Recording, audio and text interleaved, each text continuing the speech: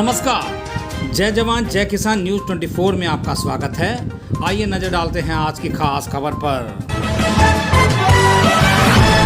जिला मैनपुरी में Delhi public school Etawah से फरुखाबाद नेशनल हाईवे पर किसनी विधानसभा किसनी में स्थित है। दिल्ली पब्लिक स्कूल का उद्देश्य ग्रामीण अंचल के बच्चों को उचित शिक्षा देना है। दिल्ली पब्लिक स्कूल के प्रधानाचार्य ने बताया कि वे काफी सालों से शिक्षा के क्षेत्र में जुड़े हुए हैं। दिल्ली पब्लिक स्कूल के प्रधानाचार्य ने कहा कि कोरोना काल के समय में भी ऑनलाइन लगवा रहे थे क्लासेस। दिल्ली पब्लिक स्कूल के प्रधानाचार्य ने कहा कि शिक्षा वह जननी है जो पाएगा वह दहाड़ेगा। उन्होंने कहा कि बच्चों के ऊपर कोरोना के बाद से विशेष ध्यान दिया जा रहा है। प्रधानाचार्य अश्विनी शर्मा ने कहा कि अपने जीवन में सिर्फ शिक्षा को आगे बढ़ाने के लिए हमने ये कदम उठाया है। प्रधानाचार्य अश्विनी शर्मा ने कहा कि कॉलेज की तरफ से पूरा प्रयास रहेगा कि बहुत जल्द शिक्षा प्रणाली अपनी लाइन पे आ जाए। देखिए मैनपुरी से संपादक कुमार गौरव और पवन कुमार की ये खास रिपोर्ट।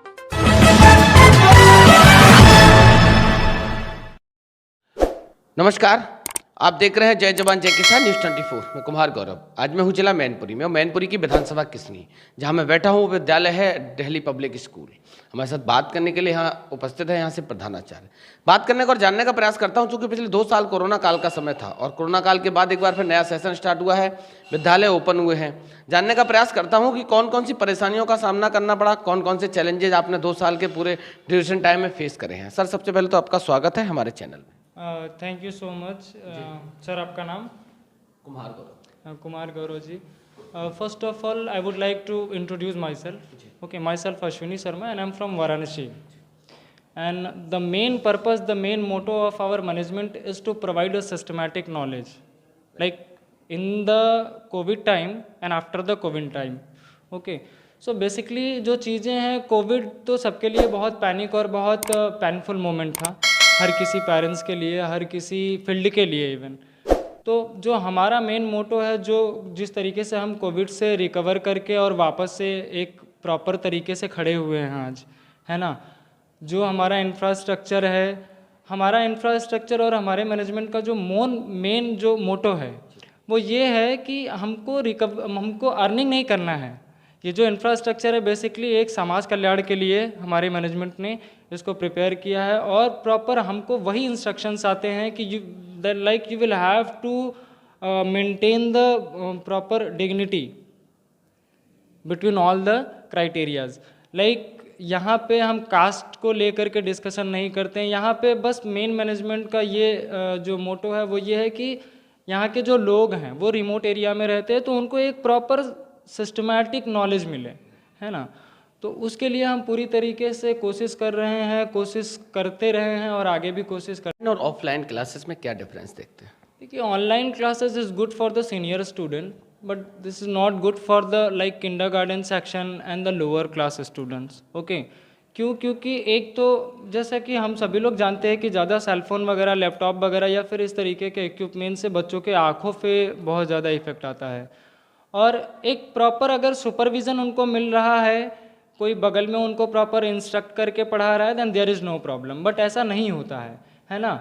जब कभी भी हम ऑनलाइन क्लासेस एक पर्टिकुलर टाइम के लिए हमने बच्चे को फ़ोन दे दिया, लेकिन क्या ऐसा होता है कि हर पेरेंट बैठ करके पूरे टाइम उसको इंस्ट्रक्ट करते रहता है? ऐसा नहीं होता है। तो बच्चे डिस्ट्रैक्ट होते हैं।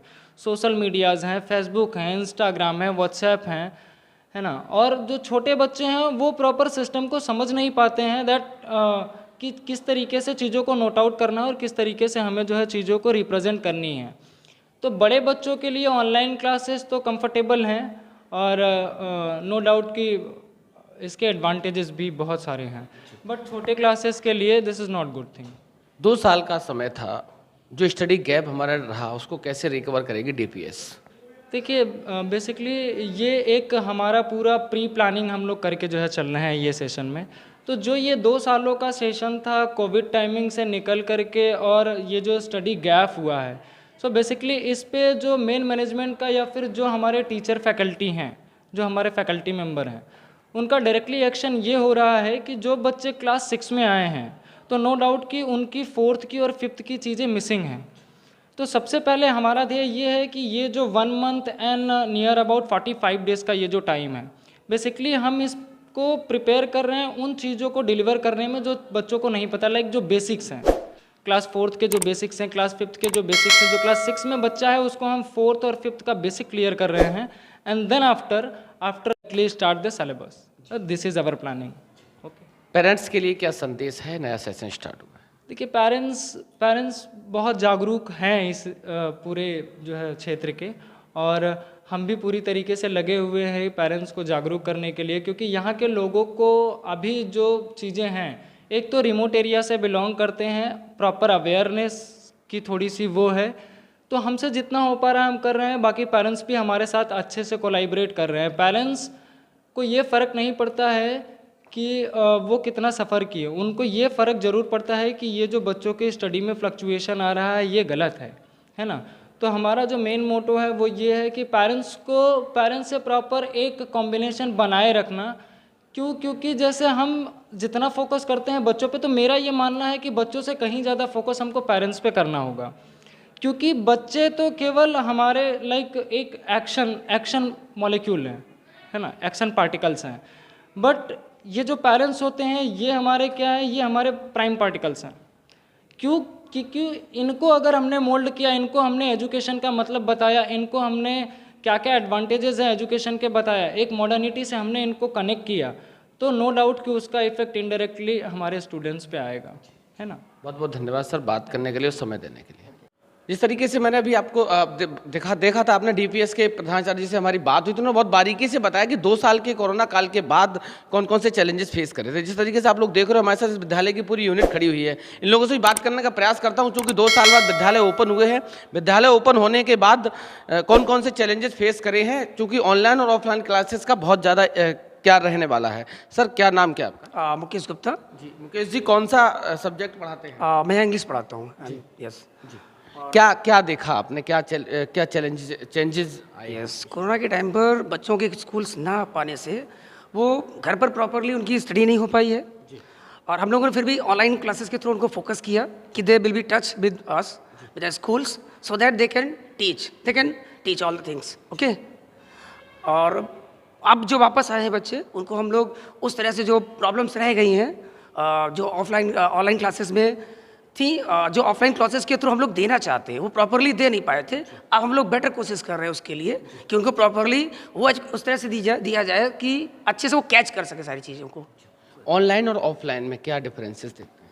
देखिए, जो बड़ा मैंने फ़र्क जो फील करा, वो सबसे बड़ा फ़र्क ये था कि बच्चों को सबसे ज़्यादा जो इशू आया, ठीक है, वो था रिलेटेड टू द नेटवर्क। कुछ ऐसी भी फैमिलीज़ थी कि जिनके पास अपने फ़ोन्स नहीं थे, तो उन्होंने भी इस चीज़ को लेके बहुत ज़्यादा प्रॉब्लम्स को फेस करा, और जो बच्चों में बहुत ज़्यादा जो है पॉइंट ऑफ डिप्रेशन देखने को भी सामने समाज के आया है, ठीक है, और बहुत से जो बच्चे थे उन्होंने गलत जो है धारणा अपने दिमाग में जो है बैठा ली है, ठीक है। तो ये एक समाज में एक बहुत बड़ा जो है चेंज हम लोगों के सामने आया देखने के लिए। अब चूँकि हमारे विद्यालय खुल चुके हैं, तो ये सबसे ज़्यादा हम लोगों के लिए भी चैलेंजिंग है कि हम सबसे पहले भी हैं वो पहले रिकवर कराएं, और फिर रिकवर जो है कराने के बाद बच्चे को दोबारा उस पोजीशन पे लेके आएँ ताकि वो समय के साथ आगे जो है बढ़ता जाए।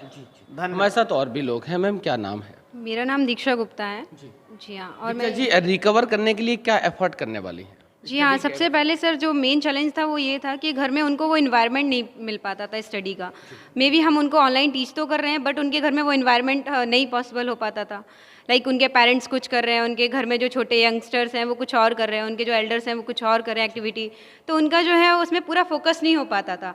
सो जो हमारा मेन मोटिव है, सबसे पहले तो उन्हें वो इन्वायरमेंट प्रोवाइड कराना, एंड आफ्टर दैट जो मेन मोटिव है वो ये कि जो उनका जो पीछे का रह चुका है उसको साथ में लेके चले, जो हमारा न्यू सेशन है उसके साथ में। Okay sir, thank you. क्या नाम क्या?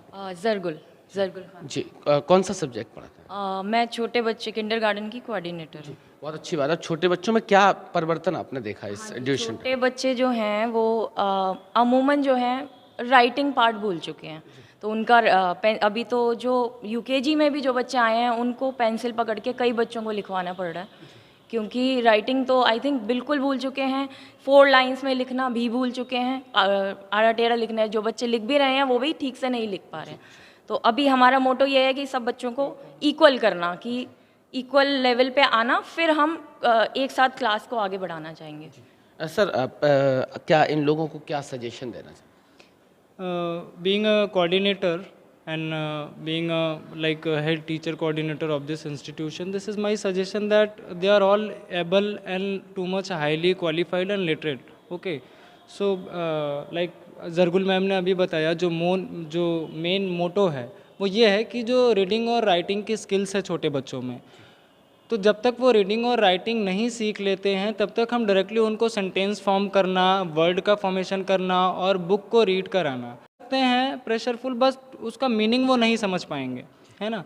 जैसा कि सर ने बेसिकली बताया कि बहुत सारे ऐसे घर हैं जिन पे प्रॉपर एंड्रॉयड फ़ोन्स वगैरह अवेलेबल नहीं है, नेटवर्क प्रॉपर नहीं है, जिसके वजह से जो ऑनलाइन एजुकेशन में फ्लक्चुएशंस आए हैं, है ना। तो वो सारी चीज़ें हम चाहेंगे कि हम अच्छे से उन पे ऑब्जर्वेशन करें और अपना एक ऑब्जर्वेशन रिकॉर्ड बनाएं और उसके बिहाफ पे एक नए सिरे से एक नए सत्र के स्टार्ट जो है करें। ओके, बहुत बहुत धन्यवाद सर बात करने की। पूरी यूनिट हमारे साथ थी और इन्होंने बहुत बारीकी से बताया कि किस तरीके से आने वाले नया सेशन स्टार्ट हुआ तो कैसे पूरे ड्यूरेशन टाइम को रिकवर करेंगे। तो हमें आशा है, उम्मीद है कि नया सेशन स्टार्ट हो चुका है। आप लोगों को बहुत बहुत बधाई, बहुत बहुत शुभकामनाएं। जो हमारा समय गैप रहा उसको रिकवर करने के लिए आप लोग अपना 100% एफर्ट करेंगे। बहुत बहुत धन्यवाद। पल पल की खबरों को देखने के लिए चैनल को लाइक, सब्सक्राइब और शेयर जरूर करें।